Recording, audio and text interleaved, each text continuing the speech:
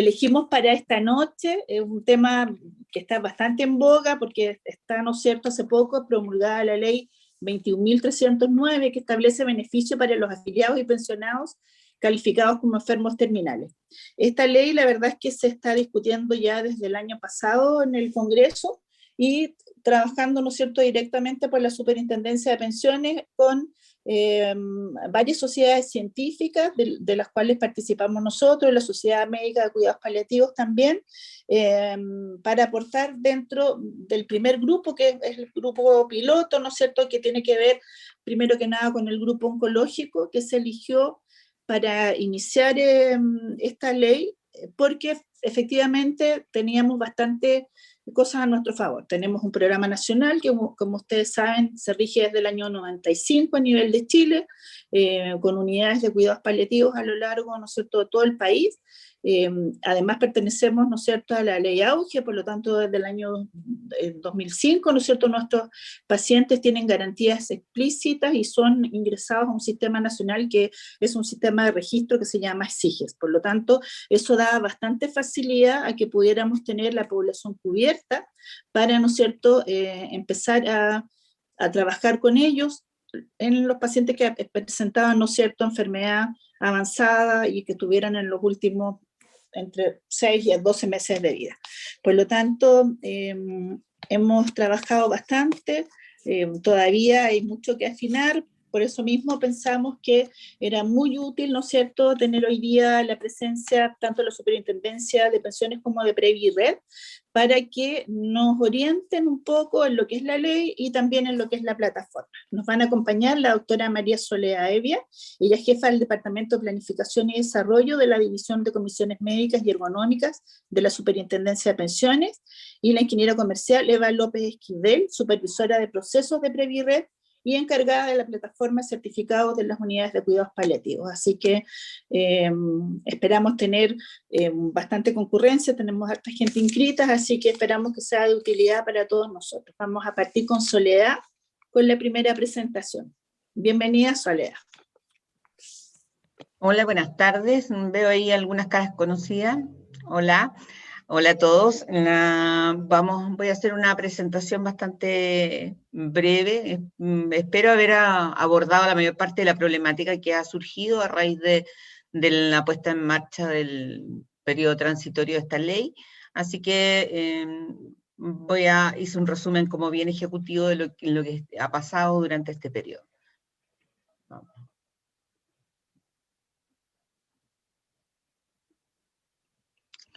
Bueno, como todos ustedes saben, la ley de 21.309 fue promulgada el 1 de febrero del 2021 y su periodo transitorio empieza a contar del 1 de abril. ¿Qué le pasó a esto? No. Me fui al final, estamos regios. Ahí está. Acá.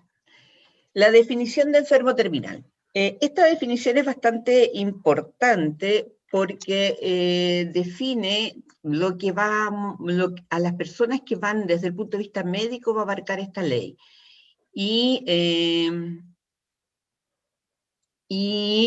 lo más relevante de la definición es que tienen una expectativa de vida inferior a 12 meses.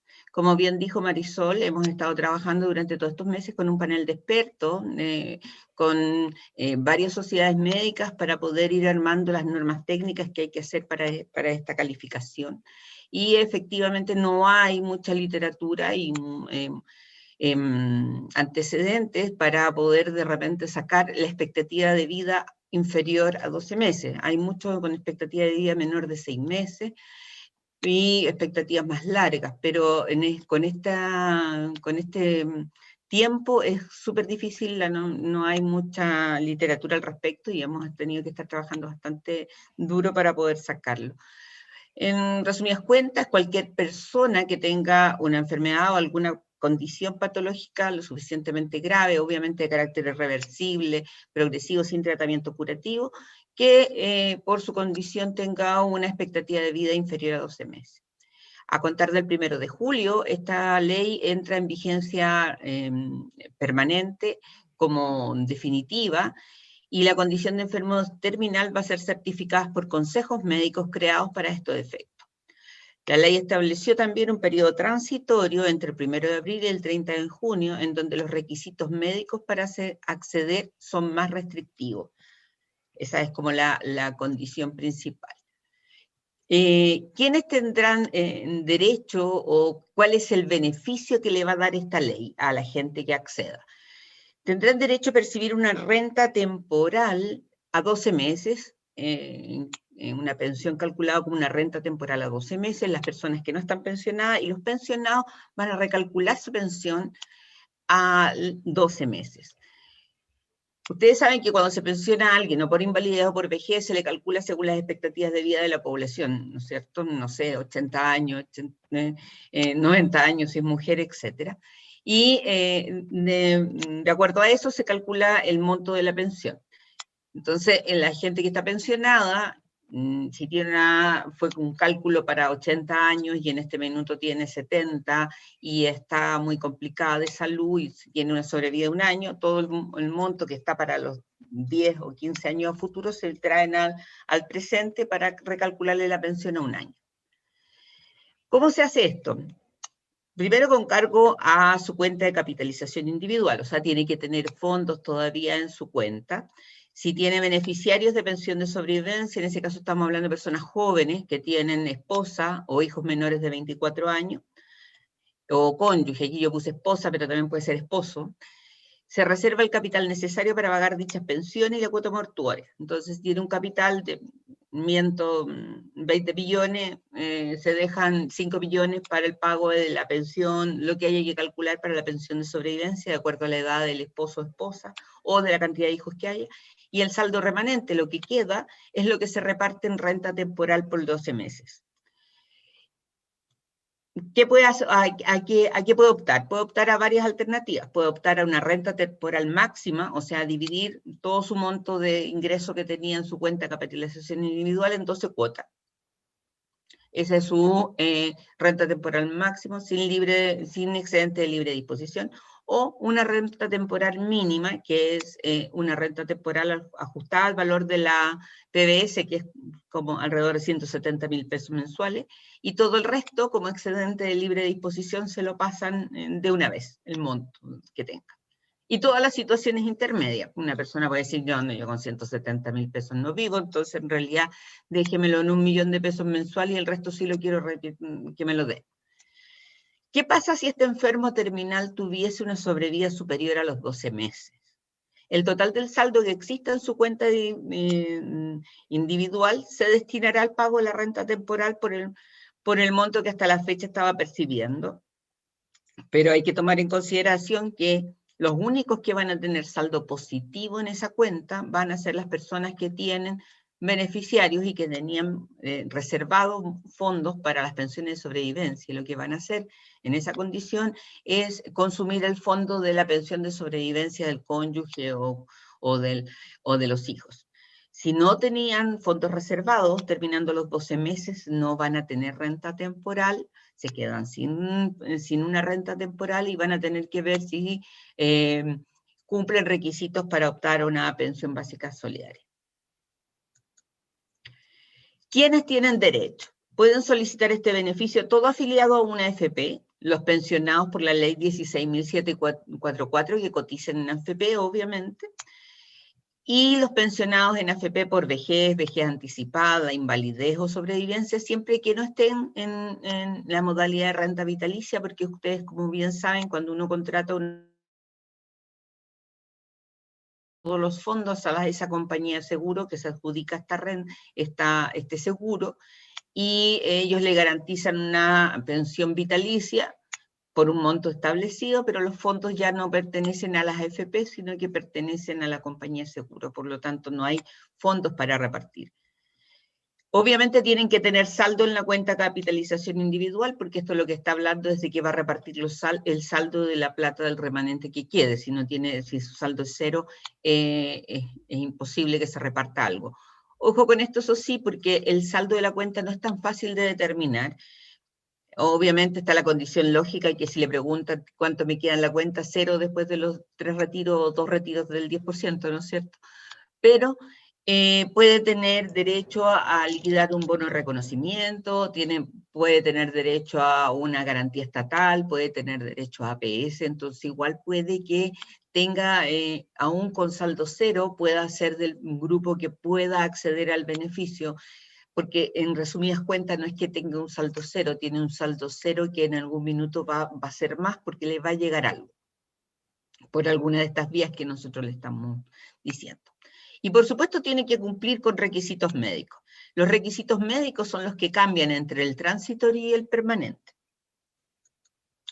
Para el periodo transitorio, que es el que tenemos en este minuto en funcionamiento en pleno, desde el 1 de abril al 30 de junio, que tenemos las condiciones médicas que se requieren, estar haciendo uso o tener activadas las garantías explícitas del GES para el problema de salud 4, solo por cuidados paliativos en cáncer avanzado progresivo. Y además tiene que estar en una unidad de cuidados paliativos en tratamiento por alguno de los diagnósticos que aquí se listan. En realidad, acá, si ustedes ven, están casi todos los cánceres metastásicos y hay 3 alternativas acá abajo: cualquier cáncer metastásico en ECO4, cualquier cáncer con metástasis cerebral múltiple, cualquier cáncer con metástasis a distancia que no pueda hacer tratamiento antineoplásico, y cáncer de origen desconocido metastásico. Con esto en general se cubre a la mayoría de los cánceres que están en un estadio bastante avanzado de la enfermedad y que podrían tener una expectativa de vida menor a 1 año. Ciertamente esto es para tumores sólidos, en general no quedaron incorporados en este listado las leucemias o los cánceres hematológicos, y eso es una falencia que este listado tiene en este minuto. Hoja de ruta ideal puse. Ahora, eso no implica que esto es necesariamente así, se puede cambiar el orden de lo que va a hacer, pero lo ideal es que la persona haga esta ruta. El afiliado, le decimos nosotros, el paciente para ustedes, debe solicitar un certificado emitido por el jefe de la unidad de cuidados paliativos al establecimiento público o privado donde se atiende. Solo en caso de que el jefe de la unidad no sea médico, porque hay algunas unidades que no son médicos los jefes de las unidades, sino que es otro profesional de la salud, ahí solo en ese caso el certificado debe ir firmado además por el médico tratante. No es necesario que en la mayoría de los casos lo firme el médico tratante, solo el jefe de la unidad de cuidados paliativos. El citado documento certificará que está recibiendo cuidados paliativos por alguno de los diagnósticos listados anteriormente, ¿ya? Luego debe suscribir una solicitud de beneficio como enfermo terminal en su AFP, lo que se puede realizar en forma remota. Las AFP tienen ya implementados sistemas web, por llamadas telefónicas, para poder hacer efectiva esta solicitud. Una vez recibido todos los antecedentes, aquí estamos viendo la solicitud que hizo en la AFP por un lado y el certificado emitido en la unidad de cuidado paliativo por el otro, o sea, los 2 antecedentes. Recién ahí la AFP deben otorgar el beneficio en caso que corresponda, y para eso tienen 5 días hábiles siguientes a la presentación de la solicitud, pero desde que tengan los 2 antecedentes en conjunto. Ahora, ¿qué está pasando? Que el afiliado tenemos un montón, tenemos, o sea, hay como 700 solicitudes en las AFP de enfermo terminal, sin certificado, o con un certificado no válido, un certificado emitido por un médico tratante que dice que está enfermo, que es enfermo terminal, pero no es el que está emitido por una unidad de cuidados paliativos. Entonces, ¿qué hace la AFP? Le manda a decir al solicitante: no, ¿sabe qué? Usted tiene que ir a la unidad de cuidados paliativos donde se trata para hacerse el certificado, y la unidad tiene que emitir el certificado, subirlo a la plataforma, y después ahí se juntan los 2 antecedentes. Esa es la ruta alterna, digamos, pero como le decía, la que tengo acá, ojalá es la ruta ideal, y es la que, por lo menos en la página web de la superintendencia y en todas otras partes, está señalada como lo que debería hacerse. La ley impone la obligación, esta ley impone la obligación de informar a sus pacientes sobre su posible condición de enfermo terminal y su derecho a solicitar beneficio, debiendo extenderles un certificado médico para estos efectos. Este párrafo es un párrafo extraído de la ley, en donde expresamente se indica que los prestadores, tanto institucionales como los prestadores individuales, o sea, los médicos tratantes, tienen la obligación de informar a sus pacientes cuando a su juicio cumple con una condición de enfermo terminal. Y en ese momento explicarle que tiene derecho a solicitar este beneficio y extenderle el certificado médico que se requiera para esos efectos.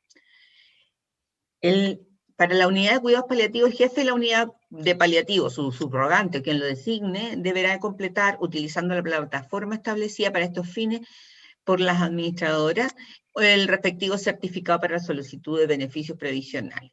Aquí yo puse una imagen de la circular conjunta que se hizo entre la Superintendencia de Salud y la Superintendencia de Pensiones, en donde se instruyó a todos los prestadores de salud cómo se debe actuar durante el periodo transitorio de esta ley.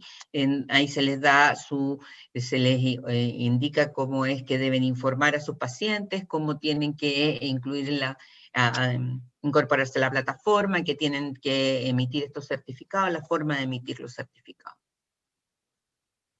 Este es el certificado que se encuentra, por supuesto, en una forma virtual en la plataforma, que ustedes, si alguno de ustedes ha visto uno emitido, obviamente no viene este listado, sino que viene solo el diagnóstico que fue seleccionado. Aquí está el mismo listado de diagnósticos que teníamos, que les mostré que estaba en la ley. El médico tiene que seleccionar uno. Los primeros datos son datos solamente de identificación del paciente.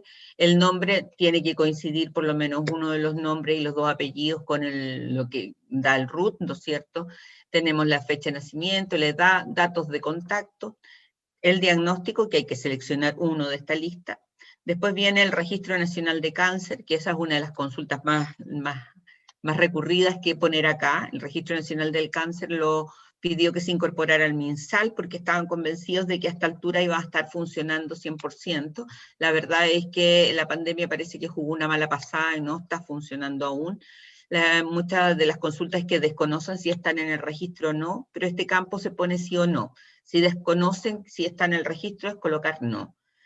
Número de ficha clínica, bueno, hay muchas instituciones que el número de la ficha clínica es lo mismo que el RUT, o sea, por el RUT se busca la ficha de la persona, no hay un número específico de ficha, entonces en esos casos lo que hay que colocar acá es el RUT. El GES activado por cuidados paliativos sí o no es una opción que tienen que consultar. Muchos de ustedes a lo mejor lo saben porque están en una unidad y es prestador GES de una ISAPRE o algo, lo que está llegando es efectivamente gente que está atendiéndose por GES, y si lo conocen, fantástico, pero si no lo conocen, lo tienen que preguntar al paciente, y si lo tienen que preguntar al paciente, referencial, pero ustedes ponen el dato que les dio la persona. El hecho que les diga que no implica que le van a negar el beneficio, no implica que van a hacer, le van a rechazar el informe, porque las AFP consultan el RUT en una base de datos que nos proveyó la Super de Salud, en donde están todos los pacientes GES incorporados, tanto de FONASA como de ISAPRE. Entonces, si estuviera con GES activado, se le va, aunque diga acá que no, se aprueba el beneficio y sigue el conducto regular, no hay que hacer ninguna modificación al respecto.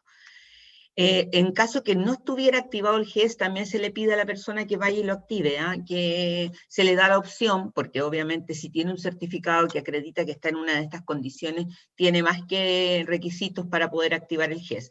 No se requiere que se esté atendiendo en el prestador GES asignado, se requiere solo que el GES esté activado.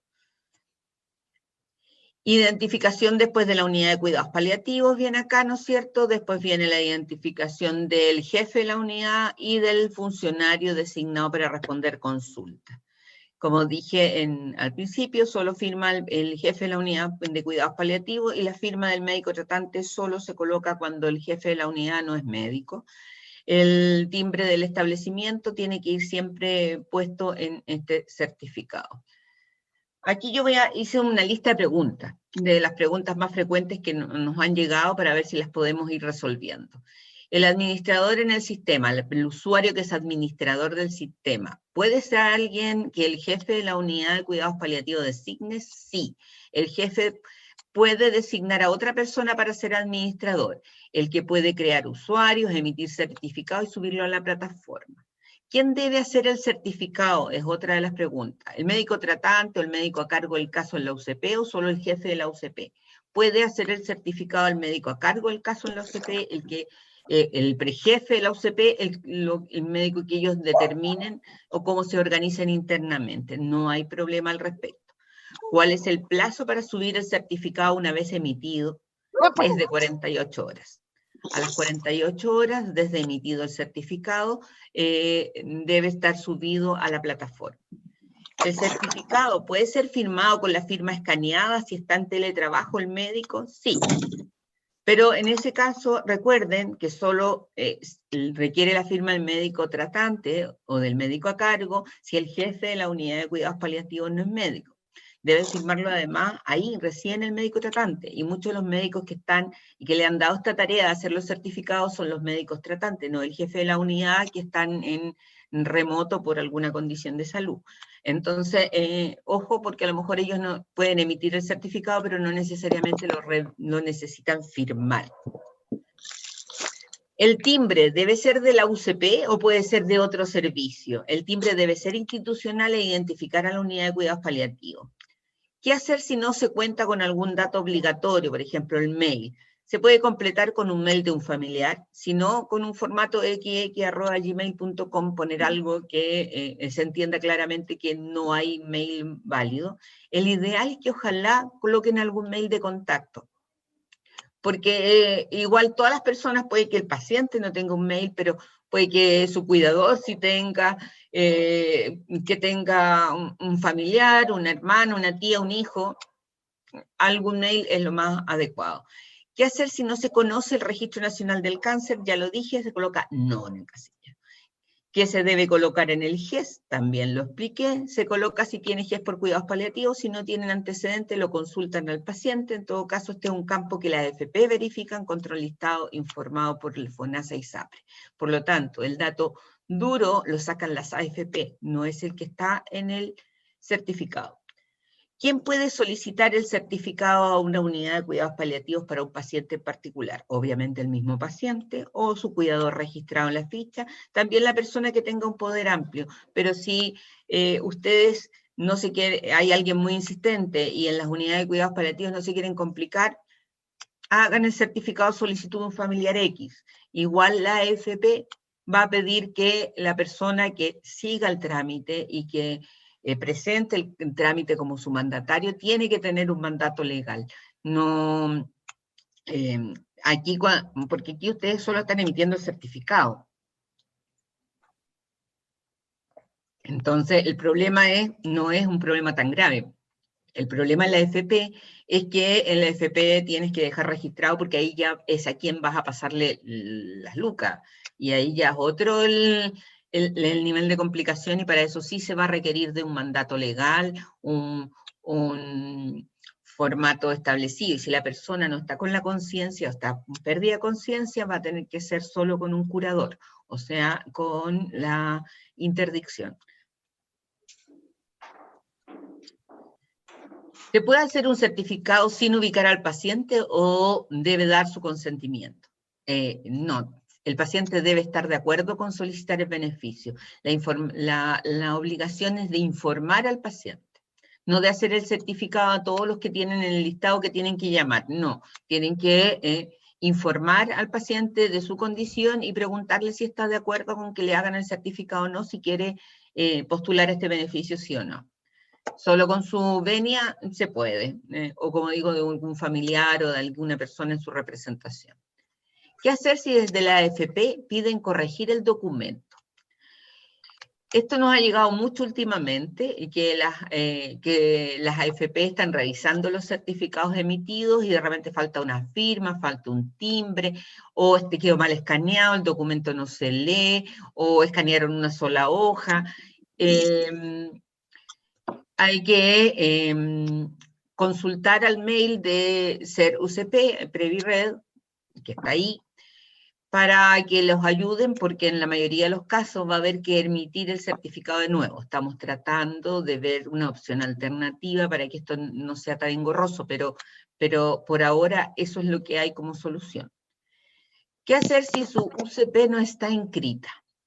Acuérdense que el beneficio dice que tiene que estar activado el GES, no estar atendiéndose en un prestador GES. Entonces tenemos un montón de gente que tiene seguros oncológicos y que se atienden en unas clínicas que no son GES.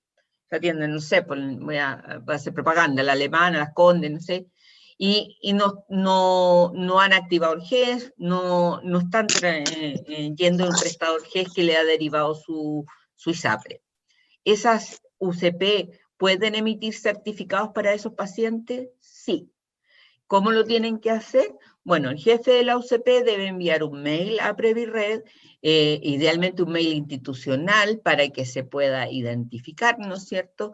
Claramente la institución y adjuntando un documento que acredite su cargo en la UCP. Ojalá un certificado que diga por recursos humanos que tiene el cargo de jefatura de la unidad de cuidados paliativos de la clínica XX.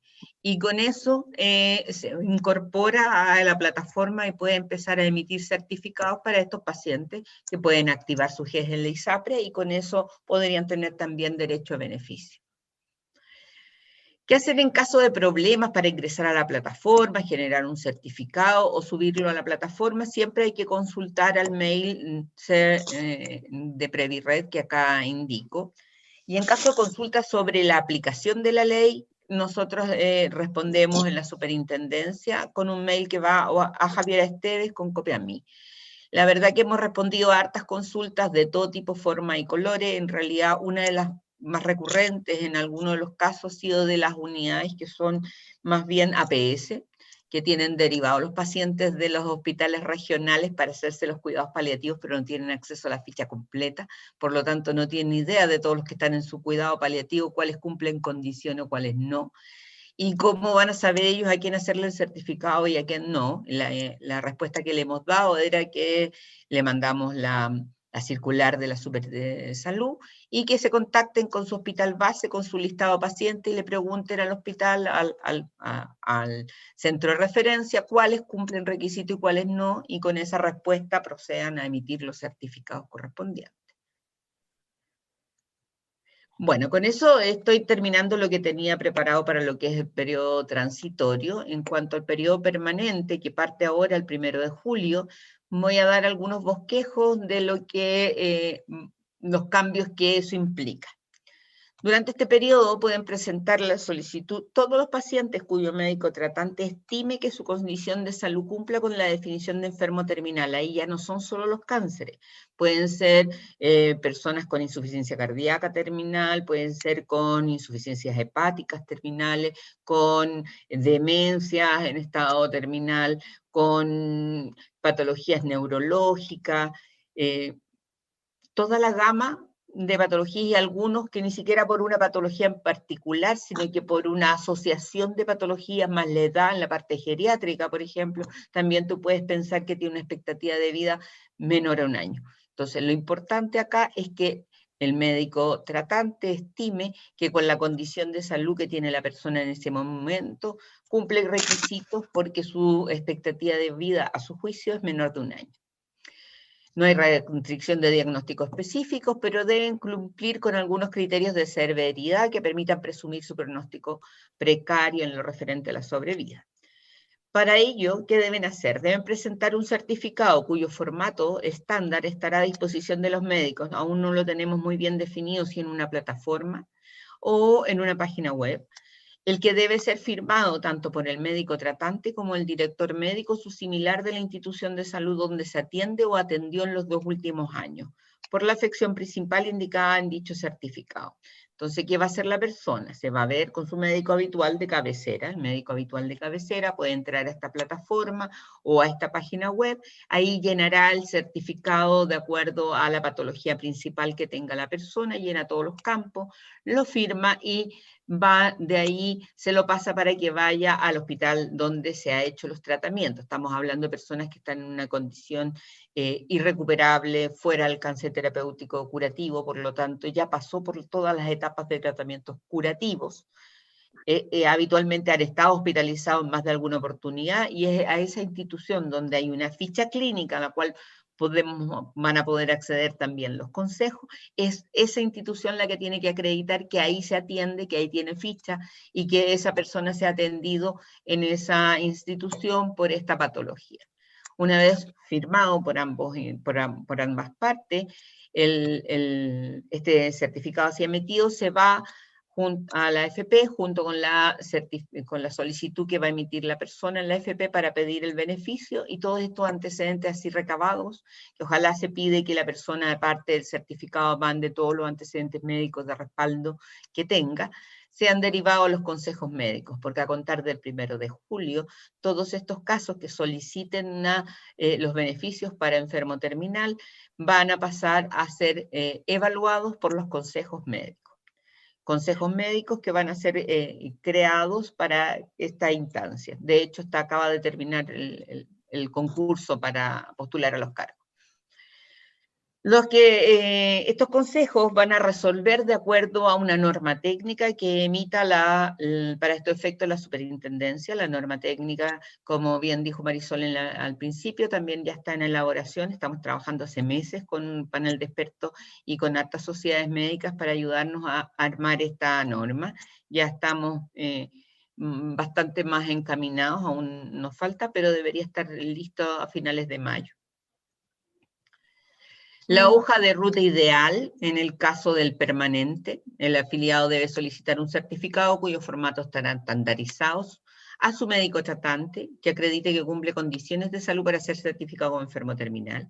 Dicho certificado, además, debe ser firmado por el director médico de su equivalente de la institución de salud, que acredite que en dicha institución registra atenciones en los últimos 2 años relacionadas con la patología principal indicada en este certificado. Dicho certificado debe adjuntarse a la solicitud de certificación como enfermo terminal que va a llevar a la AFP. Luego de realizar validaciones, la AFP en un plazo no superior a 2 días hábiles remitirán la solicitud con todos los antecedentes médicos a los consejos médicos para su evaluación y o certificación como enfermo terminal. Una vez recibidos estos en los consejos tienen un plazo de 5 días hábiles siguientes a la presentación de la solicitud para resolver. En caso de requerir antecedentes adicionales, el plazo máximo para resolver es de 10 días hábiles. Los plazos son súper acotados, muy cortos, porque 10 días hábiles cuando tienes que pedir antecedentes en el medio es cortísimo. Con eso los consejos van aplicando la norma técnica que va a estar en ese momento vigente para estos efectos, van a resolver si los antecedentes aportados son suficientes para certificar al paciente como enfermo terminal o no. Bueno, esto es lo que yo traía como presentación. Espero que les haya quedado medianamente claro. Estoy dispuesta a responder todas las preguntas que quieran. La idea es aclarar todas las dudas.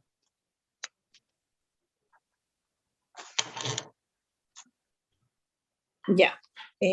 Muchas gracias, Soledad. La verdad es que bastante información se nos entrega. Vamos a hacer al final la ronda de preguntas para seguir ahora con Eva, que nos va a contar un poco de cómo está funcionando la plataforma, ¿no es cierto?, de cuidados paliativos, que es la que ya partió.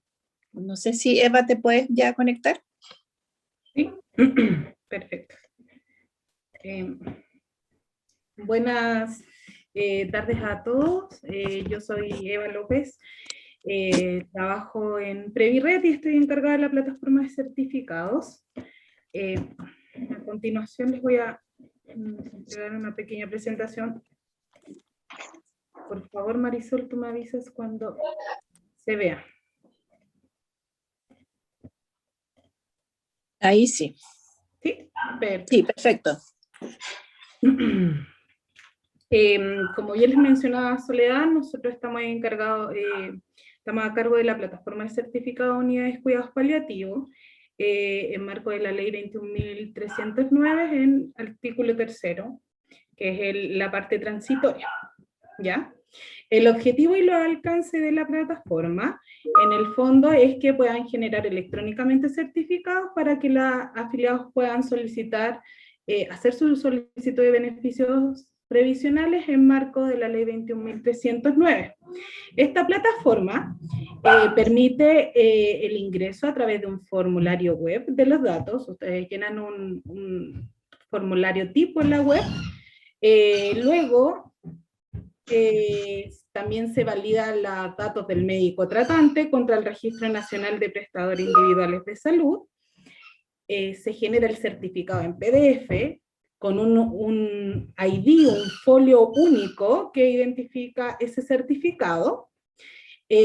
Posteriormente, una vez que el médico o jefe de la unidad firma el certificado y se timbra, este es subido a la plataforma y a través de la plataforma se identifica a qué AFP se encuentra afiliada la persona, el paciente en este caso, y se le envía a la AFP correspondiente el certificado, ¿ya? Que eso es algo que hace la plataforma, no lo hace la unidad de cuidados paliativos, el envío hacia la AFP. Y por último, se emite un comprobante hacia al afiliado, o sea, cuando una vez que se envía el certificado hacia la AFP, se le envía un comprobante al afiliado al mail que ustedes registraron, indicando de que fue enviado a la AFP tanto el certificado de la unidad de cuidados paliativos correspondiente. Y además tienen la funcionalidad para enrolar a usuarios de su unidad de cuidados paliativos. Acá es importante que ustedes sepan, hay dos tipos de usuarios que nosotros tenemos identificados. Soledad lo indicó también anteriormente, en donde debe haber un encargado de la unidad, que en general ha sido el jefe de la unidad, pero también puede ser otra persona.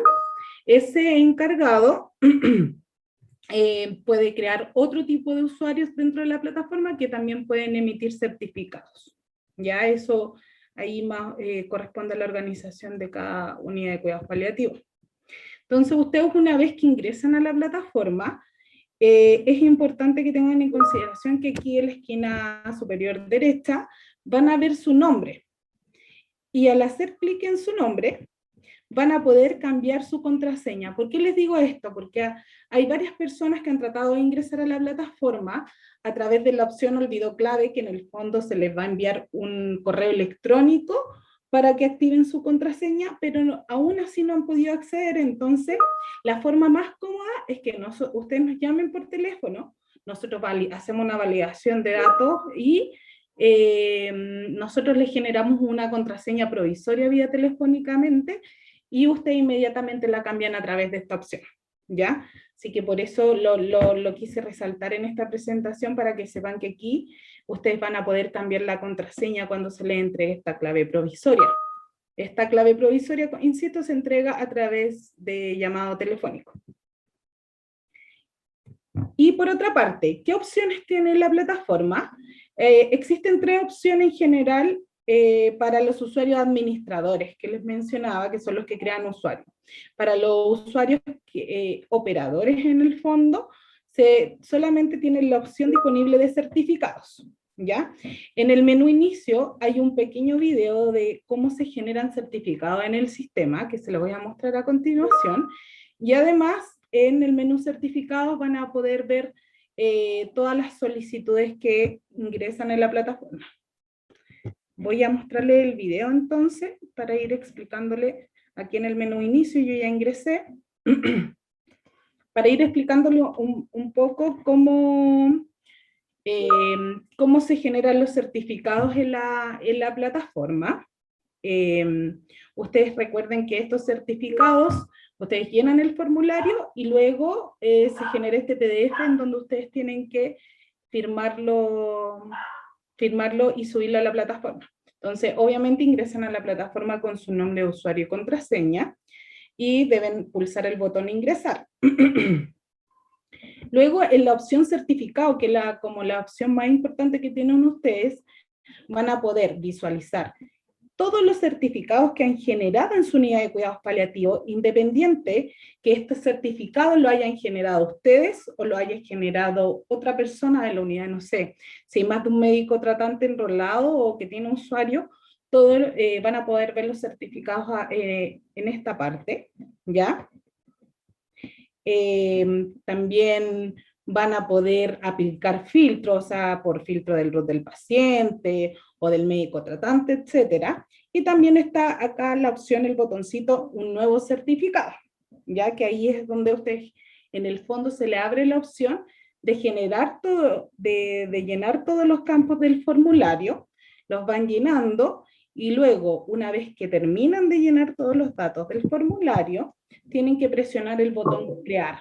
Al presionar el botón crear, inmediatamente se genera el certificado en el archivo PDF.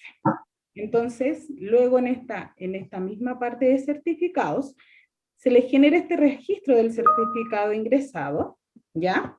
Y en este registro existen 4 botones, ¿ya? El primer botón es como una tuerca, un engranaje.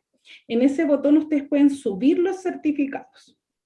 En este botón, que es un lápiz, ustedes pueden editar el certificado. Supongamos que en el botón, en el certificado pusieron Juan y era Juana, y se dieron cuenta, quizás al estar mirando el PDF, de que en vez de Juana pusieron Juan al paciente, por ejemplo. Entonces ahí ustedes editan con ese botón y van a poder en el fondo modificar el nombre de Juan a Juana y generar el certificado nuevamente. Este botón que está acá en la esquina, no se ve tan bien en la presentación, pero es como una página, con una flechita hacia abajo les permite descargar el certificado completo, ya, que ese certificado va a tener un número de folio específico en donde va el RUT del paciente con un correlativo. Y por último, el botón el que está acá abajito es un tacho de basura en el que ustedes van a poder eliminar el certificado, ¿ya? En caso de que se hayan dado cuenta que está erróneo. ¿Ya? Entonces, cuando ustedes presionan la opción descargar, ustedes lo que van a hacer es imprimir ese certificado, firmarlo, timbrarlo y volver a subirlo a la plataforma. ¿Y cómo se sube a la plataforma? Como le había explicado anteriormente, en este botón de engranaje o tuerca o el circulito que está acá, ustedes lo presionan, se le va a abrir la ventana en donde tienen que seleccionar un archivo desde su computador, o sea, ya firmaron, se escaneó el documento y lo dejan guardado. Es importante que el escaneo tenga las 2 hojas del certificado juntas, no separadas, y acá entonces seleccionan el archivo desde su computador y seleccionan presionan el botón. ¿Ya? Con esto, ¿qué sucede? Que se firma la solicitud, el sistema obviamente les da una confirmación, y luego el certificado, que antes estaba con un estado ingresado, pasa a tener un estado firmado, ¿ya? Acá cuando pasa a estado firmado, ustedes pueden corroborar la información que se subió descargando el certificado, y por ejemplo, si se dan cuenta de que no iba al timbre, no sé, se le olvidó el timbre, ustedes lo que pueden hacer es volver a subir el formulario que tiene el timbre nuevamente, y lo vuelven a subir por esta opción. Siempre van a poder volver a subir el certificado mientras esté firmado, en el estado firmado, ¿ya? Y por último, una vez que es firmado, ya se carga el certificado y a las 21 horas automáticamente se le envía a cada AFP todos los certificados que se han generado en la plataforma, ¿ya? Entonces, ustedes, por ejemplo, si tienen un certificado firmado que está en estado firmado que corregir, lo pueden hacer hasta las 8:30 de la noche para que no se le despache erróneamente al FP. Si se le despacha erróneamente, tienen la opción de generar un certificado nuevo, y como bien lo dijo Soledad, se está buscando alguna alternativa más cómoda en esos casos, ¿ya? Algunas consideraciones básicas que hay que tener. Cuando se generan los certificados en la plataforma existen 3 estados: uno, el estado ingresado, el estado firmado, el estado enviado. El estado ingresado, en el fondo, es cuando ustedes ya llenaron todos los datos del formulario y crean el formulario, y a este se le genera el ID único que les comentaba anteriormente, que ese ID único está compuesto por las siglas CCP, o sea, Certificado de Cuidados Paliativos, el RUT de la persona y un correlativo único, ¿ya? Que con esta sigla, o sea, con este folio en el fondo se logra llevar una traza y tener seguridad de que el certificado que se está subiendo es el correspondiente. También les sirve a ustedes para validarlo al subirlo. Y en este momento, cuando está en el estado ingresado, el formulario editable, el ejemplo que les di, por ejemplo, se dieron cuenta de que decía Juan y era Juana, entonces cuando está en estado ingresado todavía lo pueden editar el formulario. Una vez que está firmado el formulario, no es editable, no pueden corregir el dato, pero sí lo que pueden hacerlo es eliminar. Pucha, se dieron cuenta y ya lo firmaron y decía Juan y no Juana, entonces ahí pueden eliminarlo y crear uno nuevo. El usuario, es importante que el usuario valide la información que está subiendo a la plataforma, que verifique que se están subiendo las 2 hojas del certificado, que es alguna de las cosas que no han reportado, que sucede, que se sube solo una hoja, que venga timbrado y que venga la firma correspondiente.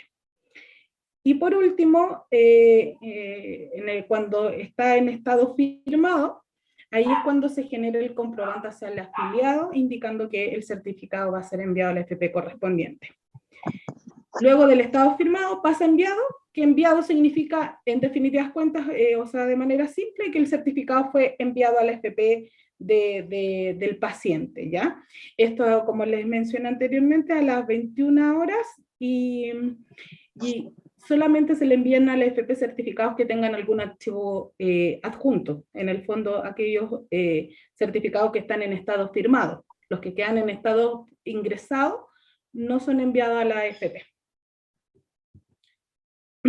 Por último, como les comentaba inicialmente, existen aquellos encargados de la unidad de cuidados paliativos, que no necesariamente el jefe de la unidad, pero sí es la persona que va a estar designada para poder crear otros usuarios dentro del establecimiento, ¿ya? Esto se hace a través del menú usuarios, ¿ya? Cuando usted presiona el menú usuario, se le va a habilitar el botón nuevo usuario. Cuando se le habilite ese botón nuevo usuario, se le despliega la pantalla de creación de usuario. Ahí ustedes van a tener que llenar el dato del usuario, el root, el nombre, el apellido, el email de la persona.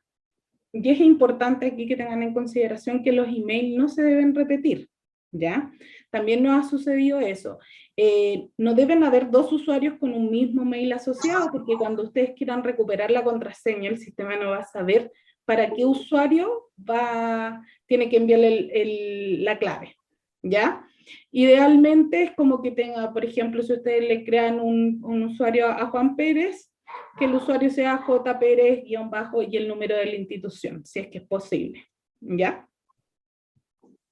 Luego de que crean ese usuario, tienen que verificar que quede activo, o sea, que quede en azul con el ticket blanco el botón de activo, ¿ya? Y finalmente el sistema le va a decir que está creado el usuario correctamente. Si no seleccionan esta opción, el usuario, entre comillas, no va a estar activo, entonces no va a poder ingresar correctamente a la plataforma. Finalmente, indicarles, también lo mencionó Soledad, nosotros tenemos un correo electrónico a través del que recibimos todas las consultas acerca de la plataforma, el cual es como certificado abreviado UCP de Unidad de Cuidados Paliativos, @previred.com, ¿ya? Nosotros estamos atendiendo, yo en este caso particular, y también Camila Santalice. Acá están nuestros teléfonos. Este teléfono, por si acaso, se me deriva a mi teléfono de celular. También sí que no se preocupen porque es un número de oficina, se va a contestar ese teléfono. Y también tenemos un teléfono celular, acá indicado que también es Camila quien los va a poder atender. Insisto que aquellas personas que hayan tenido problemas para ingresar a la plataforma, en que hayan utilizado la opción de olvidé contraseña y no le haya funcionado, por favor logren contactarse con nosotros. Por último nos mandan un correo electrónico con su número de teléfono y en el horario que están disponibles para nosotros comunicarnos, devolverles el llamado en caso que lo requieran, porque es mucho más fácil quizás atenderlo telefónicamente. Y por último, esta aplicación les recomendamos que la usen en el navegador Google Chrome, porque ¿qué nos ha pasado con algunas unidades? Utilizan el Explorer, y el Explorer está deprecado, entonces de repente, por ejemplo, las listas desplegables, donde no sé, aparece la comuna o la región, no se despliega bien. Así que el navegador recomendado es Google Chrome, y la página web es https://serucp.portalspp.cl. ¿Ya? CERUCP igual que el correo electrónico. Eso. Así que no sé si tienen alguna duda. Ahí terminó mi presentación, Marisol. Muchas gracias. ¿Tiene que dejar de compartir? Ahí, sí. Ahí volvemos a todos. Sí, muchas gracias, Eva. Bueno, tenemos bastantes, felicitaciones y por la claridad de las presentaciones, ¿no es cierto? Y agradecimiento también a las expositoras y algunas preguntas que voy a hacerles ahora, y después vamos a dar paso también de que alguna pregunta directa que los panelistas, o sea, que los asistentes puedan a lo mejor levantar la manito para ir viendo. Si yo logro verlos, que no los veo, esperen un segundo. Enviar revista galería, ahí estamos todos, ya. La primera pregunta que nos llegó dice que si este beneficio, y esta para Soledad, probablemente es solo para pacientes oncológicos. El transitorio, sí. Está definido así, solamente con el listado de cánceres, y como yo les dije, quedó para cánceres o tumores sólidos nomás, no está contemplado las leucemias o los hematológicos. Pero el transitorio, a contar del 1 de julio, es todo. Ay, mira, con respecto a eso mismo de que no quedaron así como específicamente incluidas la leucemia, una de las preguntas es si los pacientes hematológicos o hemato-oncológicos, ¿no es cierto?, que están en un NECOS 4, podrían ser incluidos bajo esa característica. La definición es cualquier cáncer metastásico, entonces ahí estamos medio complicados, porque dice cualquier cáncer metastásico en ECOS 4. Ahora, igual hemos usado y hemos dado algunas indicaciones a algunas unidades que para ciertos casos en particular le hemos dicho marquen esa opción o marquen esta otra y salvamos circunstancias, pero en general no están incorporados en este minuto. Yeah. Hay que tener mucha consideración de que tienen que ser cánceres que tengan una sobrevida bastante menor o muy acortada, y ahí estamos tratando de salvar circunstancias en cuál de las alternativas que permite el listado marcarlo. Yeah. En general la que hemos usado es la de ECOS 4, ciertamente. Que es la más, claro, la más amplia, que podría englobar a los cánceres que han podido quedar a lo mejor fuera del listado por ahora. Ya. Otra pregunta que tenemos acá también se relaciona con enfermedades que a veces están concomitantes con lo oncológico, que es el VIH y el sarcoma de Kaposi metastásico. ¿Estos pacientes pueden ser ingresados en esta ley? Un sarcoma de Kaposi sí, podría perfectamente, no, dependiendo si está con las condiciones que usted... A ver, aquí lo principal es que cumpla la indicación o la definición de la ley que diga que a juicio del médico tratante tenga una sobrevida menor a 1 año. Ya. Ya. Hay una pregunta que de la doctora Yudín dice que si el certificado para informar al paciente es diferente al certificado que emite el jefe paliativo, ¿no? Yo creo que es el mismo certificado que estaba mostrando. Lo que pasa es que, claro, para informar al paciente, la Super de Salud no dio ningún formato, es más, no estipuló en su circular tampoco la vía de información, podría ser por teléfono, por mail, por carta, no dice por el medio que mejor tenga el servicio y que sea corroborable, nada más, no dice otra opción. Entonces no hay un certificado para informar. Lo que se le está diciendo es que tiene que informar al paciente que cumple esta condición, y si quiere el beneficio y quiere optar al beneficio, hacer el certificado que la ley estipule que haya que hacer. En este periodo es el certificado que acabamos de mostrar y que tiene que firmar el jefe de la unidad de cuidados paliativos. En el permanente es otro el certificado, el formato va a ser completamente distinto y ahí lo va a tener que firmar el médico tratante. Y ahí para el certificado, cuando ya sea la condición permanente, ¿el de cuidados paliativos también va a cambiar o va a seguir siendo este mismo? No, ahí ya cambia. Ya esto solo es hasta el 30 de junio. Ya. Después del 30 de junio, lo más probable es que las unidades de cuidados paliativos tengan que firmar como institución que está tratando al paciente, pero ya no son los que emiten el certificado, los que emiten el certificado es el médico tratante.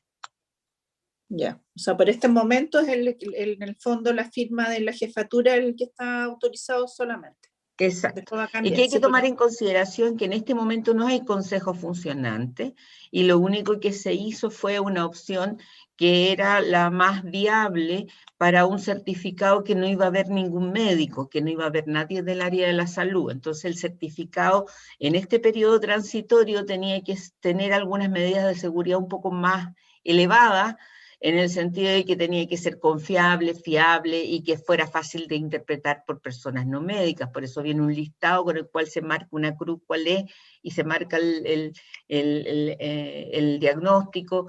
Se hizo por plataforma, todas estas cosas que se hicieron porque la verdad que era un mecanismo más bien de seguridad para poder tener claridad de que el certificado que estaba llegando era confiable, porque nadie iba a poder interpretarlo, no iba a haber ninguna parte del área de la salud que lo evaluara.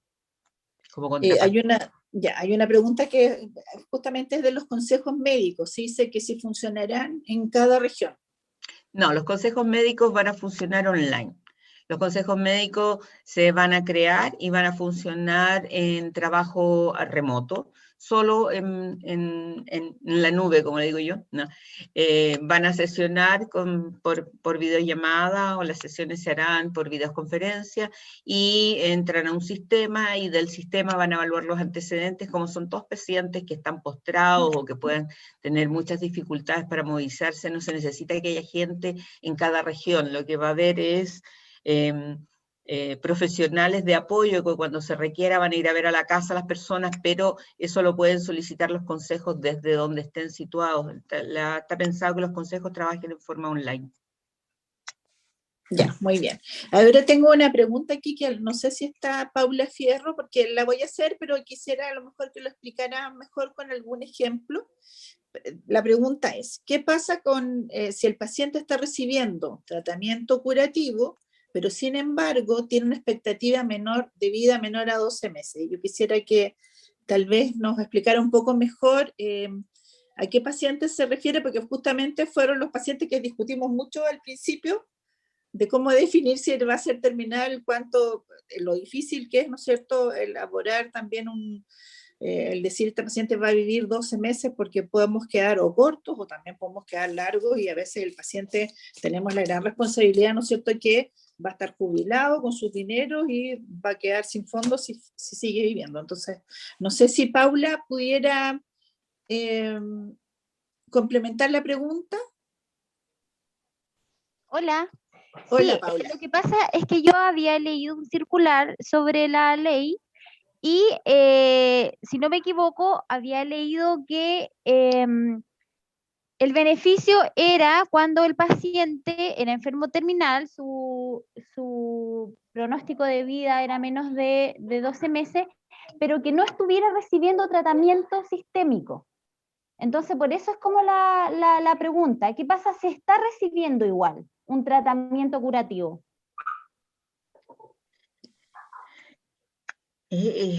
A ver, si está recibiendo un tratamiento curativo, por ejemplo, una o la quimioterapia. definición de partida de un tratamiento curativo es que te puede cambiar la condición de salud y que tiene alguna expectativa de mejora de la persona, si no estamos recibiendo un tratamiento paliativo. Sí, entonces yo creo que ahí es donde estamos. El tratamiento sistémico se refiere más bien a tratamiento curativo siempre, o sea, Claro. La primera condición en la definición de enfermo terminal es que es una condición irreversible, irremediable, que no tiene tratamiento curativo, que no tiene ningún tratamiento que haya mejorado, que ni siquiera haga mejorar la expectativa de vida. Entonces, si estamos hablando de, a mi juicio, una definición de un tratamiento curativo, al menos mejora expectativa de vida o tiene una forma de mejorar condición de salud, si no, no sería curativo, sería paliativo. Los tratamientos paliativos son para mejorar calidad de vida, pero no te va a cambiar la expectativa de vida.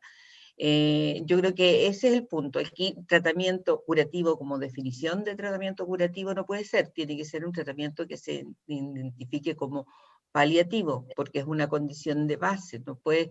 la idea es que cuando se informe a este paciente esa expectativa de vida, todos sabemos que las expectativas de vida en los pacientes, uno dice este va a morir 6 meses y demoran 1 año en morirse, no están, o dice va a estar 1 año y se muere a los 2 meses, siempre nos pasa a todos nosotros, pero uno tiene que tener una noción de que efectivamente tiene una expectativa de vida muy corta, y para tener una expectativa de vida muy corta, a mi juicio debería tener un tratamiento paliativo, no curativo.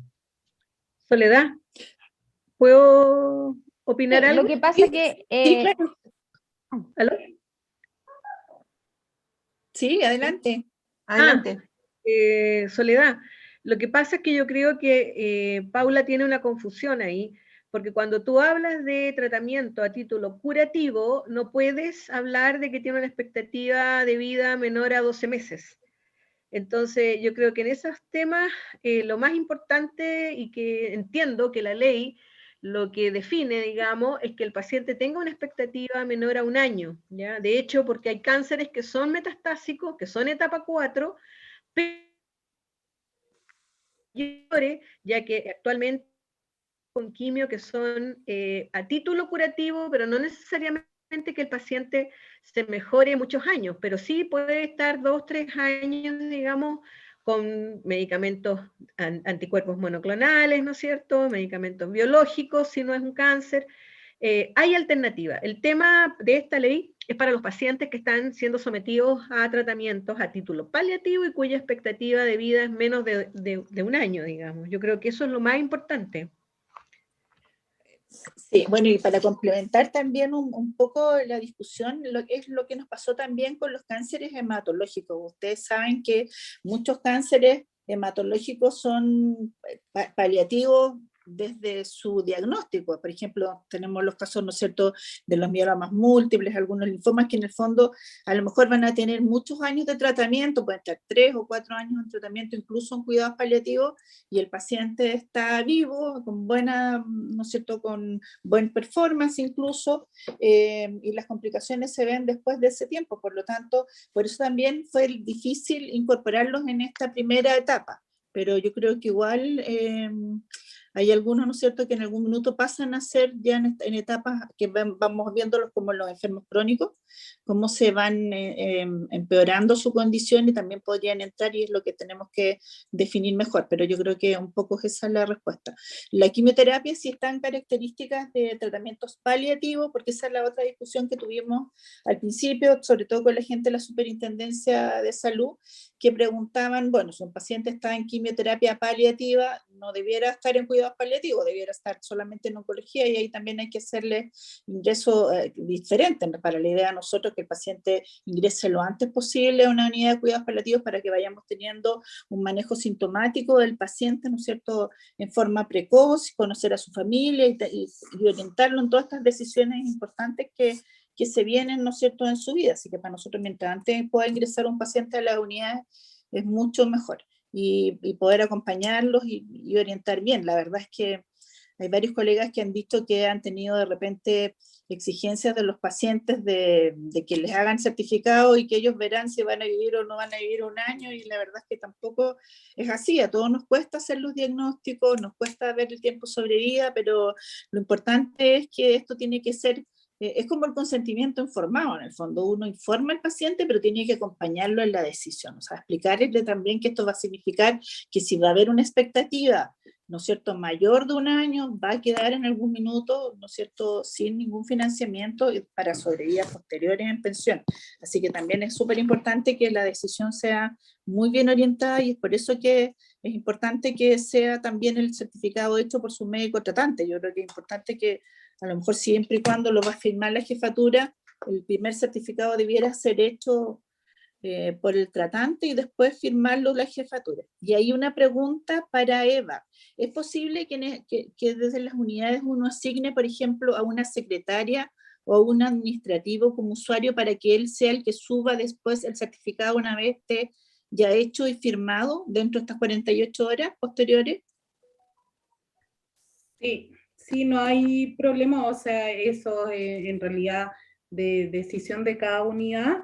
Sí, lo que se exige es que el encargado, en el fondo, sea designado como por el jefe de la unidad, o sea, el mismo jefe de la unidad, pero ustedes puede ingresar la secretaria, la asistente social, y quizás, no sé, se organicen en que el médico tratante es el que tiene el formulario, pero es la secretaria la que va a imprimir el formulario, ir a sacarle la firma al jefe de la unidad y después timbrarlo y subirlo a la plataforma, así que no hay problema en eso, por lo menos a nivel de plataforma. Soledad, no sé si hay algún problema en algo normativo. No, porque al final el que firma el certificado es el que acredita que lo que está puesto en el documento es verídico. El paciente está en tratamiento y por el diagnóstico que se consignó en él. Así que no deberían ser ningún impedimento lo que está diciendo Eva. Ya. Había una pregunta dentro del chat que decía qué pasa con los jubilados que no están En la FP, sí, en la justamente eso te iba a FP. hacer ahora. Ellos no pertenecen al sistema de FP, a no ser que estén pensionados por la antigua ley y que además estén cotizando en la FP. Si estuvieran cotizando porque han seguido trabajando después de que se pensionaron por el sistema antiguo y tienen plata en la FP, bueno, podrían a lo mejor, y estar enfermos terminales, retirar sus fondos de esta manera. Pero si solo están pensionados por el sistema antiguo, nunca han cotizado en una FP y no han trabajado posterior a eso y no han tenido fondos, no tienen fondos en una FP, no tienen fondos en la cuenta de capitalización individual y no correspondería repartir ninguna cosa en realidad. Ese no tendrían derecho. Ya. En la que continúa, creo que ya la respondiste, pero de todas maneras, para dejarlo más claro, pregunta que a partir del 1 de julio, ¿los médicos de cuidados paliativos seguiremos realizando certificados a través de la plataforma?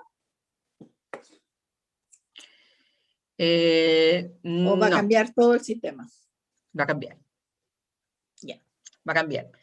La plataforma está diseñada en este minuto para que las unidades de cuidados paliativos se enrolen, para que el jefe de la unidad de cuidados paliativos esté identificado, para que se haga el certificado en las unidades de cuidados paliativos, todo lo que está conforme a la ley en cuanto al transitorio. ¿De acuerdo? Ahora, en cuanto al resto, el permanente es un certificado emitido por el médico tratante que tiene que validar la institución donde se han realizado los tratamientos curativos o todos los tratamientos previos, porque estamos pensando en personas que no llegan de la noche a la mañana a la condición de enfermo terminal, o sea, en general son patologías de larga data, de mucho arrastre, ¿no es cierto?, y que tienen historia en algún hospital, en algún centro de atención, al menos de mediana complejidad.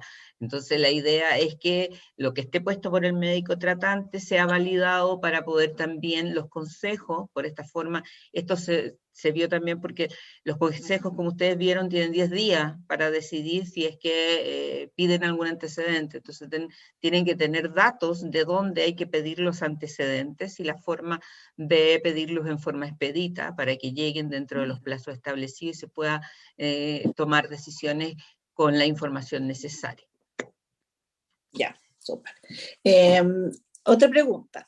dice, ¿existen pacientes con cáncer metastásico en tratamiento antineoplásico? Esto me imagino que son los que decíamos paliativos, pero que aún así tienen expectativa de vida menor a 12 meses. ¿Pueden acceder al beneficio y con qué diagnóstico se ingresarían?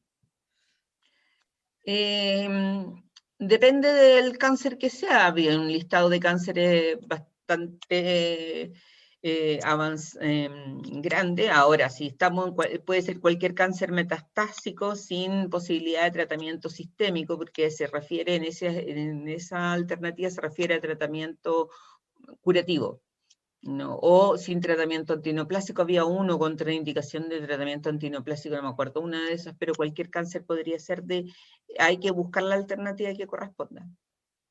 Bien.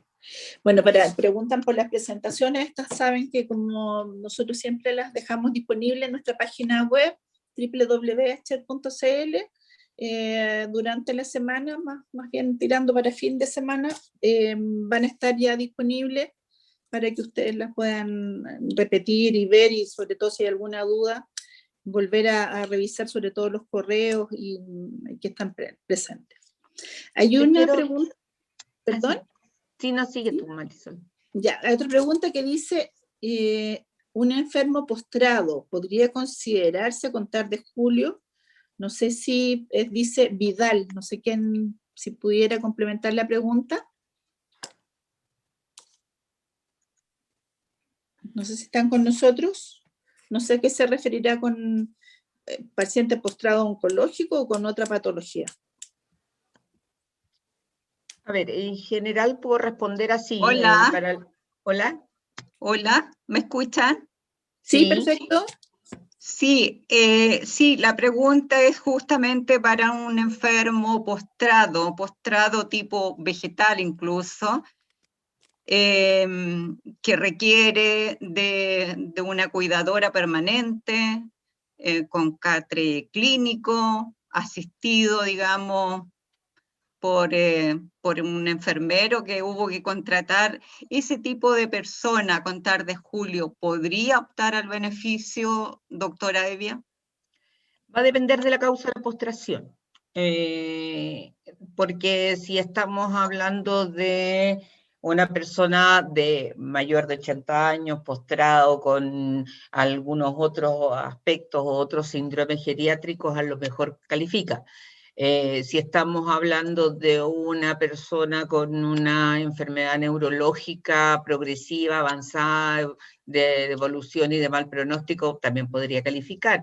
Ahora, pero si estamos hablando de una persona postrada, pero que está con una, no sé, parálisis o cuadraplegia, pero sin compromiso respiratorio, una condición intermedia, a lo mejor no. Va a depender...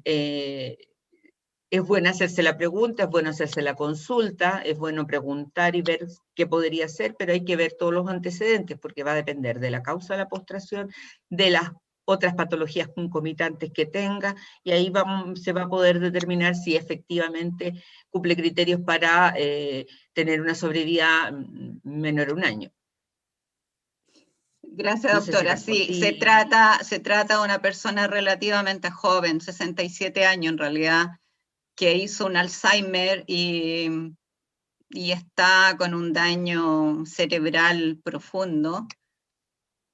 Yo no sé si en general las demencias, para las demencias, estos son adelantos de la norma, porque la norma todavía está en construcción, pero las demencias, si está en postración, califican, si es por una demencia. Perfecto, gracias, doctora Evia. Sí, va a estar eso. Ya, dice en los certificados que se establece una forma de contactar al que lo emite. ¿Es posible que los médicos de la superintendencia lo contacten para hacer una aclaración? Me imagino que al médico tratante se refiere la pregunta de Sara Chernilo. Y que ellos están trabajando en las comisiones médicas. Lo que pasa es que el punto es que cuando un afiliado está pidiendo este beneficio y no está pensionado, se le genera una calificación de invalidez en forma automática y tienen que verlo las comisiones médicas como invalidez con este certificado. Entonces de repente se encuentran con problemas que tienen el puro certificado, no tienen otro antecedente, y a lo mejor conversar con el médico tratante o comunicarse con la unidad de cuidados paliativos podría ser una buena opción. Yo creo que no habría, los certificados traen los datos de la persona encargada en la unidad de cuidados paliativos. Yo creo que con ellos se podrían comunicar, no debería haber ningún problema. Sí, Y otra me pregunta imagino relacionada con el con los listado errores. del GES para las unidades, para las comisiones médicas. La verdad, para médicos, supongo, de la superintendencia, supongo que son los de las comisiones médicas. El listado del GES no es algo que ustedes en las comisiones médicas tengan que tener que preocuparse de eso. No es una condición que la norma técnica para calificar invalidez considere. Entonces, eso es algo que tienen que validar las AFP, y las AFP son las que van a ver si efectivamente tiene habilitado el GES o no la persona. No es un requisito que tenga que validar el médico de la Comisión Médica Regional que está viendo invalidez, porque es algo que ni siquiera se contempla en la norma técnica para calificar invalidez. Entonces lo único que importa en este caso es el certificado, el diagnóstico que viene, la unidad de cuidados paliativos, y a lo mejor si quieren pedir algún antecedente, contactarse con los datos que haya en el informe para poder sacar la calificación rápida. Lo que pasa es que, por ejemplo, en los casos que están cubiertos por el seguro de invalidez y sobrevivencia, no es menor el monto que aporta el seguro en estos casos, y de tener a lo mejor 10 millones en la cuenta pasa a tener 50. Entonces, obviamente es muy importante que las comisiones médicas en estos casos califiquen rápido para que los fondos lleguen y se les pueda repartir a estas personas. Y ellos también necesitan antecedentes. Yo creo que por eso van las preguntas. Gracias, María Soledad. Sí, muchas gracias. Hay una pregunta también yo creo que aquí a lo mejor nos puede Eva contestar. Dice a ustedes que les han tocado hacer la parte operativa de la ejecución de la ley. ¿Qué crítica constructiva le harían a esta? Ay, bueno, yo le haría varias, pero... Queda abierta para las dos expositoras. Sí, ¿no es cierto? No, la primera crítica constructiva es que encuentro que la expectativa de vida es a 12 meses y se le va a pagar 12 meses. Eso es algo que no fue en la primera propuesta de esta ley, nosotros propusimos a 2 años. O sea, la persona le íbamos a calcular una expectativa de vida 1 año, y se le iba a calcular la renta temporal a 2 años al futuro, porque todos sabemos que la medicina no es exacta, y que cuando tú dices que va a vivir 1 año, nos falta el que vive 2. Entonces, y tú lo ves y todos jurábamos, no sé, poníamos todas las manos al fuego de que el caballero no pasaba tal fecha, y la verdad que la superó con creces. Y como sabemos que al año se van a acabar todos los fondos en general, es una situación súper compleja, porque esto no es 100%, esto no es matemático, esto es estudios poblacionales de estadística, y es complejo que mucha gente va a pasar el año, yo creo, porque no vamos a poder ser tan estrictos en la determinación de la sobrevida, y mucha gente va a sobrevivir más allá de 1 año, va a estar en peores condiciones que cuando empezaron, pero sin mucha plata. Esa es la primera crítica que yo podría decirle desde el punto de vista constructivo, pero esa no pasó en realidad. Y la otra es que a lo mejor quedó con el certificado, no del transitorio, creo que el del permanente quedó un poco complejo de elaborar, porque se pidieron algunas medidas de seguridad. La idea era que no, como los consejos tenían muy poco tiempo para determinar, llegaran con antecedentes robustos a la certificación. Y a lo mejor en eso está como con más requisitos de los necesarios, pero es lo que ya está en la ley, ya está hecho, y hay que hacerlo lo más fácil posible y amigable para las personas. Eva, no sé si quieres complementar la respuesta de la parte tuya, que te toca ver la parte de la plataforma, cuál es, no sé, lo que más Sí, claro, quizás no tanto la ley, lo veo más desde otro punto de vista de ciudadano, puede ser, que tiene que ver como con un poco de la información, quizás hay poca información al respecto.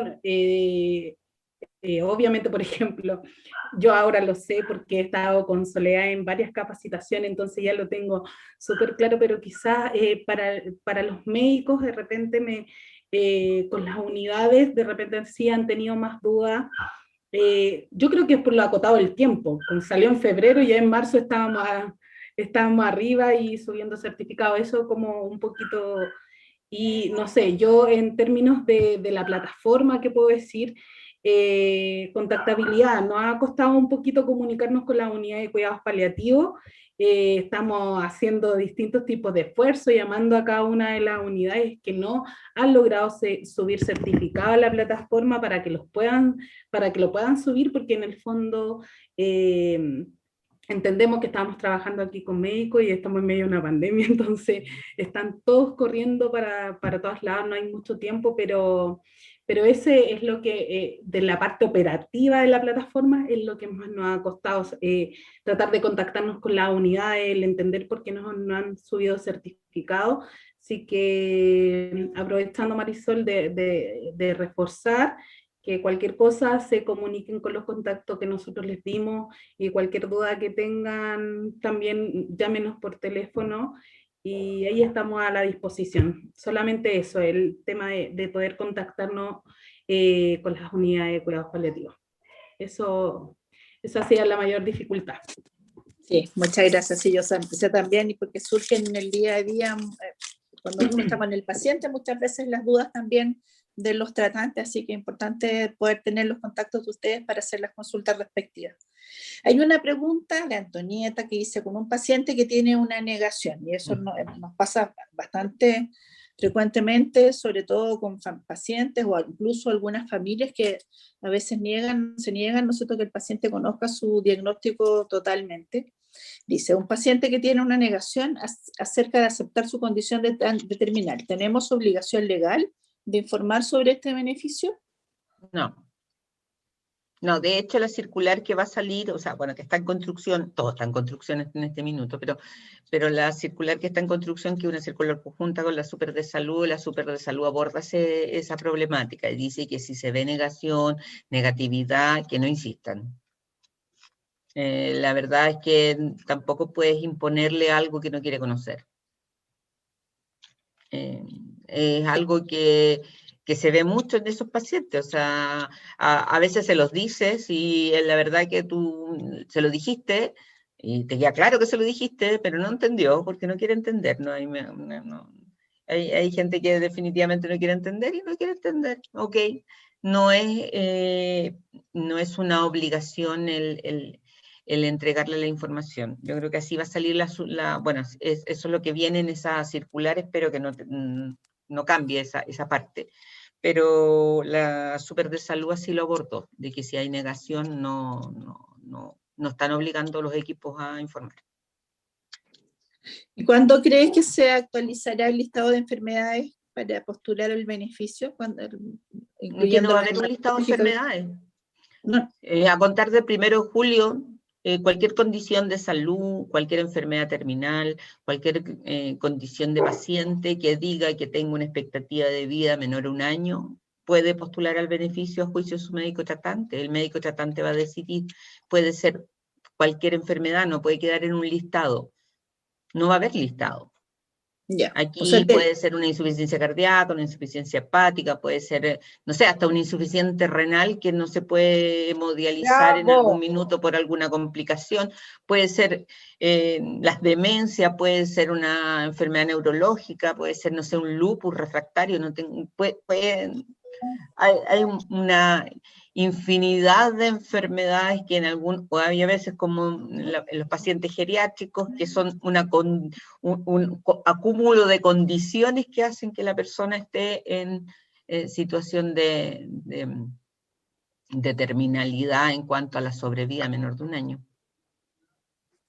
Pues ya tenemos todavía nos quedan algunas preguntas, estamos en la hora, voy a hacer, bueno, preguntan también aquí si el paciente puede estar en diferentes GES, ustedes saben que sí, puede estar en cuidados paliativos y además estar en el GES que acompaña a lo mejor su enfermedad oncológica u otra enfermedad. Y la última pregunta que vamos a hacer es, en caso de los anestesiólogos que trabajan con dolor agudo y crónico y que hacen también paliativos, entiendo que sin tener una unidad constituida, ¿pueden acceder a la plataforma o necesariamente hay que tener una unidad formal? La ley en el periodo transitorio es solo para unidades de cuidados paliativos. Ahora, en APS no hay una unidad de cuidado paliativo propiamente tal y están los pacientes derivados a las unidades y se está incorporando igual los consultorios de referencia y que tienen a los pacientes en APS. Si ellos tienen bajo su, va a depender del recinto, de los hospitalarios, si ellos tienen bajo su cuidado pacientes paliativos, podrían a lo mejor incorporarse. Eso va a depender mucho de si están en ya reconocidos como tal por el MinSal también. Muy bien. Bueno, yo quiero agradecerles a todos la participación. Muchas gracias Soledad y Eva por su tiempo, por su conocimiento.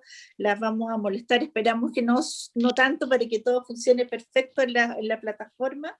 Y dejo a César Cárcamo, nuestro presidente, para hacer el cierre de la reunión. Muchas gracias a todos de mi parte. César. Sí, yo también me sumo a los agradecimientos de Marisol, a Soledad y a Eva por su disposición y el trabajo para preparar esta presentación, que ha concitado bastante interés. De hecho, nos hemos extendido bastante en las preguntas. Así que muchas gracias nuevamente por la presentación. Quiero decirle a todos que todos los últimos martes de cada mes, la CHELCP tiene una reunión científica. Esta es la primera reunión del año. Vamos a tener reunión científica hasta septiembre, porque en octubre tenemos nuestro Congreso Internacional. Quiero recordarles a quienes no saben que por primera vez este Congreso Internacional, que es nuestro 12º, lo vamos a hacer en conjunto con el segundo Congreso Internacional de la Sociedad Médica de Cuidados Paliativos. Va a ser un congreso interesante, donde ambas sociedades, que tienen muchos puntos en común, han construido un programa científico muy estimulante, muy desafiante, y esperamos que puedan compartir con nosotros. Va a ser el día martes, miércoles y jueves, 19, 20, 21 de octubre próximo. A quienes son socios de HCP, les quiero decir que se pongan con las cuotas al día, porque la inscripción es el 50% del valor, que es un gran beneficio que nunca antes habíamos entregado como asociación en términos de un descuento, con la finalidad de que poder tener, ¿no es cierto?, que la mayor cantidad de nuestros asociados puedan participar.